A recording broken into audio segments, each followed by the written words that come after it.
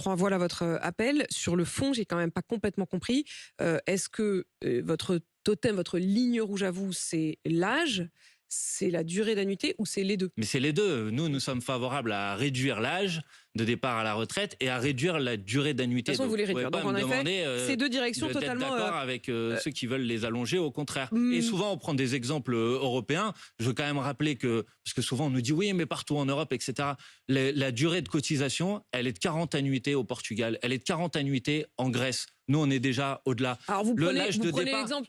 Oui, mais moi, je vais vous donner des exemples. Non, mais je ne veux pas jouer à ce jeu-là, mais le gouvernement... Enfin, en Espagne, on part à la retraite entre 65 et 66 ans. En Allemagne, à 67 ans. Mais au vous inquiétez Danemark, pas, à 67 le gouvernement multiplie ses arguments à longueur d'antenne. Donc je me permettais juste d'utiliser l'opportunité. C'est une histoire de fait. Je regarde, en Irlande c'est 66, en Italie c'est 67. Est-ce que c'est vrai que c'est 40 annuités au Portugal et en Grèce? Est-ce que c'est vrai que l'âge de départ à la retraite pour les femmes en Autriche est de 60 ans? Pourquoi on s'alignerait toujours sur ce qui est le moins favorable? 60 ans pour les femmes en Autriche, 65 ans pour les hommes, mais la réforme est en cours pour justement aligner les femmes sur les hommes. Eh ben pourquoi on essaierait toujours de s'aligner sur ce qui est le plus défavorable? Pourquoi on pourrait pas s'aligner? Par exemple, que les femmes puissent partir très nettement comme ça, avec 5 ans d'écart à la retraite, 5 ans plus tôt que les hommes.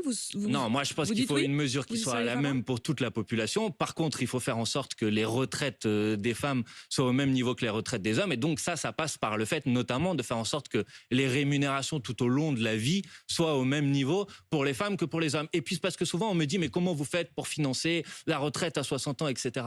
Si on faisait en sorte que les salaires des femmes soient alignés sur les salaires des hommes, le surplus de cotisations sociales pour les retraites qui remplirait les caisses des retraites permettrait de financer une partie de l'effort nécessaire pour revenir à la retraite à 60 ans. Et puis on peut mettre en place une surcotisation sur les plus hauts revenus. Et puis on peut créer des emplois. Et puis on peut faire en sorte de soumettre à cotisation retraite des rémunérations qui sont pas soumises aujourd'hui, comme le versement de dividendes, comme le rachat d'actions. Il y a plein de solutions pour faire en sorte qu'on puisse ramener l'âge de départ à la retraite à 60 ans. Mais il faut se donner les moyens de le faire. C'est tout à fait possible.